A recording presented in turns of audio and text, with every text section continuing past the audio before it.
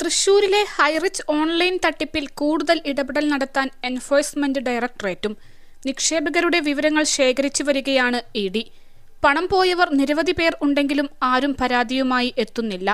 ഇതോടെ കമ്പനിയിൽ എത്തിയ പണം നേരാം വണ്ണം അധ്വാനിച്ചുണ്ടാക്കിയതല്ലെന്ന നിഗമനത്തിലാണ് ഇഡി. അതുകൊണ്ടാണ് നിക്ഷേപകരുടെ വിവരങ്ങൾ കൂടി പരിശോധിക്കാൻ ഇഡി ഒരുങ്ങുന്നത്. കോടികളുടെ തട്ടിപ്പ് പുറത്തുവന്നിട്ടും പരാതിക്കാർ രംഗത്ത് വരാത്ത പശ്ചാത്തലത്തിലാണ് നടപടി. പണം തിരിച്ചു നൽകി കേസുകൾ ഒത്തുതീർപ്പാക്കാനും അന്വേഷണം അട്ടിമറിക്കാനും പ്രതികൾ ഒളിവിലിരുന്ന് നീക്കം നടത്തുന്നതായി ഇഡി വ്യക്തമാക്കുന്നു. 1 കോടിയിലധികം നിക്ഷേപകരിൽ നിന്നാണ് 1693 കോടി രൂപ മണി ചെയിൻ മാതൃകയിൽ ഹൈറിച്ച് കമ്പനി ഉടമകൾ കൈക്കലാക്കിയത്. $2 ഹൈറിച്ച് കോയിൻ എടുത്താൽ $10 ആക്കി മടക്കി നൽകുമെന്നായിരുന്നു വാഗ്ദാനം. കമ്പനിയുടെ മോഹന വാഗ്ദാനത്തിൽ വീണ് ലക്ഷങ്ങൾ നിക്ഷേപിച്ചവർ സംസ്ഥാനത്തും വിദേശത്തുമുണ്ട്.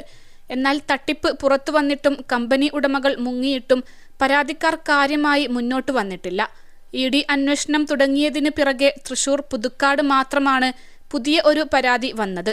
ഈ സാഹചര്യത്തിലാണ് ഇഡി വൻതുക നിക്ഷേപിച്ചവരുടെ വിവരങ്ങൾ തേടുന്നത്. എന്തുകൊണ്ട് പരാതിക്കാർ രംഗത്ത് വരുന്നില്ലെന്നാണ് പരിശോധിക്കുക. ഇതിന് പിന്നിൽ മറ്റാരുടെയെങ്കിലും ഇടപെടൽ ഉണ്ടോയെന്ന് ഇഡി പരിശോധിക്കുന്നുണ്ട്. +2 ഡിഗ്രി കഴിഞ്ഞവർക്ക് വേൾഡ്സ് ഫസ്റ്റ് AR/VR ക്ലാസ് റൂമിലൂടെ സ്മാർട്ട് ഫോൺ എഞ്ചിനീയർ ആവാം. കൂടുതൽ അറിയാൻ വിളിക്കൂ ബ്രിഡ്കോ ആൻഡ് ബ്രിഡ്കോ. നിലവിൽ പുതുക്കാട്, എറണാകുളം സൗത്ത്, സുൽത്താൻ ബത്തേരി കേസുകളിൽ മാത്രമാണ് ഇഡിക്ക് ECIR ഇട്ട് അന്വേഷിക്കാൻ കഴിയുന്ന IPC 420 വകുപ്പുള്ള കേസുള്ളത്. മറ്റ് കേസുകളിൽ നിസ്സാര വകുപ്പുകളാണ് പോലീസ് ചുമത്തിയത്. ഇഡി അന്വേഷണം തുടങ്ങിയതോടെ പുതിയ നിക്ഷേപകർ ഹൈറിച്ചിൽ എത്തുന്നില്ല. പുതിയ അംഗങ്ങൾ ചേർന്നാൽ മാത്രമാണ് മുൻ അംഗങ്ങൾക്ക് ലാഭവിഹിതം നൽകാൻ കഴിയുക. ഈ സാഹചര്യത്തിൽ അന്വേഷണം അട്ടിമറിക്കാൻ പ്രതികൾ നീക്കം തുടങ്ങി. ചേർപ്പ് സ്റ്റേഷനിലെ കേസ് റദ്ദാക്കാൻ പ്രതികൾ ഹൈക്കോടതിയെ സമീപിച്ചത് ഇതിന്റെ ഭാഗമെന്നാണ് ഇഡി വിശദീകരിക്കുന്നത്. നിസ്സാര വകുപ്പുകളുള്ള മറ്റു കേസുകളും പണം നൽകി ഒത്തുതീർപ്പാക്കാനും നീക്കമുണ്ട്. ഇത് ഇഡി അന്വേഷണത്തിനും തടസ്സമാകും. സമൂഹമാധ്യമങ്ങളിലൂടെ നിക്ഷേപകരെ വിശ്വാസത്തിലെടുക്കാൻ ഒളിവിലുള്ള പ്രതികൾ ശ്രമം നടത്തുന്നതായി വ്യക്തമാക്കുന്ന ഇഡി പ്രതികൾ തമിഴ്നാട്ടിൽ ഉണ്ടെന്നാണ് സംശയിക്കുന്നത്. അതേസമയം ഹൈറിച്ച് തട്ടിപ്പ് കേസിൽ പ്രതികൾ 3141 കോടി രൂപ ഇതുവരെ നിക്ഷേപമായി സ്വീകരിച്ചെന്നാണ് മുഖ്യമന്ത്രി നിയമസഭയിൽ പറഞ്ഞത്.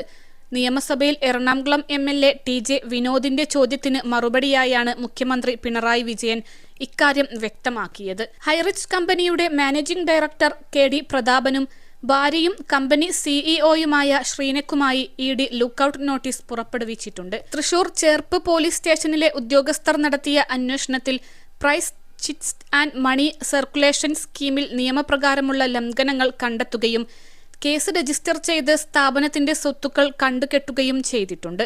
കേസിൽ അന്തർസംസ്ഥാന പണമിടപാട് നടന്നതായി കണ്ടെത്താൻ കഴിഞ്ഞുവെന്നും എന്നാൽ അന്താരാഷ്ട്ര ഇടപാടുകൾക്ക് തെളിവുകൾ ഇതുവരെ കണ്ടെത്താൻ സാധിച്ചിട്ടില്ലെന്നും മുഖ്യമന്ത്രി സഭയിൽ പറഞ്ഞു.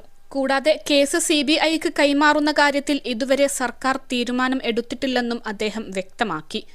സംസ്ഥാനത്തെ തന്നെ ഏറ്റവും വലിയ തട്ടിപ്പുകളിൽ ഒന്നാണ് പ്രതികൾ നടത്തിയിരിക്കുന്നതെന്നും അന്വേഷണത്തിൽ 1157 കോടി രൂപ നിക്ഷേപകരിൽ നിന്ന് സ്വീകരിച്ചതായും സ്ഥിരീകരിച്ചുവെന്നും ഇഡി അധികൃതർ അറിയിച്ചു. പ്രതാപനെതിരെ സംസ്ഥാനത്ത് ഉടനീളം 19 കേസുകൾ ഇതുവരെ രജിസ്റ്റർ ചെയ്തിട്ടുള്ളതായി ഇഡി PMLA കോടതിക്ക് മുൻപായി സമർപ്പിച്ച റിപ്പോർട്ടിൽ പറയുന്നു. 2011 തൃശൂരിലെ ഈസ്റ്റ് പോലീസ് സ്റ്റേഷനിലാണ് ഇതിൽ 3 കേസുകൾ രജിസ്റ്റർ ചെയ്തത്. ഹൈറിച്ച് എന്ന സ്ഥാപനം തുടങ്ങുന്നതിന് മുൻപ് പ്രതാപൻ തൃശൂരിൽ ഗ്രീൻകോ സെക്യൂരിറ്റീസ് എന്ന പേരിൽ മറ്റൊരു മണി ചെയിൻ സ്ഥാപനം നടത്തിയിരുന്നുവെന്നും ഇതിന്മേൽ 15ഓളം കേസുകൾ രജിസ്റ്റർ ചെയ്തിരുന്നുവെന്നും ചേർപ്പ് പോലീസ് സ്റ്റേഷൻ അധികൃതർ പറഞ്ഞു. ഈ കേസുകളിൽ ജയിലിലായ പ്രതാപൻ ശിക്ഷ കഴിഞ്ഞ് പുറത്തിറങ്ങിയ ശേഷമാണ് ഹൈറിച്ച് ആരംഭിക്കുന്നത്.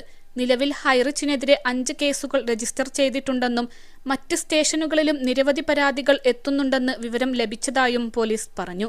ഓൺലൈൻ ഷോപ്പി വഴിയും OTT HR കോയിൻ എന്നിവയുമായി ബന്ധപ്പെട്ട് 1693 കോടിയുടെ തട്ടിപ്പ് നടത്തിയെന്നായിരുന്നു പോലീസിന്റെ ആദ്യ കണ്ടെത്തൽ.